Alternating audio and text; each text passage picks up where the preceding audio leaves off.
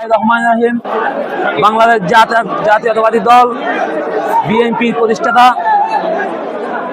মরহুম শহীদ প্রেসিডেন্ট জিয়াউর রহমান বীর উত্তমের আজকে ৪৪তম মৃত্যুবার্ষিকী। আজকে আমরা রাঙ্গুনিয়া উপজেলার ছাত্র দল আজকে এই ৪৪তম মৃত্যুবার্ষিকী উপলক্ষে আমরা শহীদ জিয়াউর রহমানের প্রথম সমাধিস্থলে পুষ্পমাল্য দেওয়ার জন্য রাঙ্গুনিয়া উপজেলা ছাত্র দল ঐক্যবদ্ধভাবে এসেছিলাম।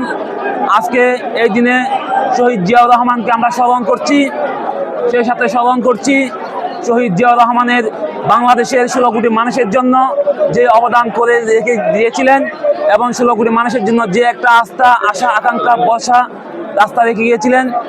আমি শ্রদ্ধার সাথে স্মরণ করছি শহীদ রাষ্ট্রপতি মেজর জিয়াউর রহমানকে, সেই সাথে স্মরণ করছি আমাদের নেতা মরহুম শহীদ সালাউদ্দিন কাদের চৌধুরী এবং তারই সুযোগ্য সন্তান জনাব হুম্মাম কাদের চৌধুরীর নেতৃত্বে আমরা এক এবং ঐক্যবদ্ধ আছি। আগামীতেও থাকবো। আমরা রাঙ্গুনিয়া উপজেলার ছাত্র দল একসাথে রাজপথে থাকবো, সাংগঠনিকভাবে কাজ করে যাব। এ বলে আমার সংক্ষিপ্ত বক্তব্য এখানে শেষ করছি। ধন্যবাদ।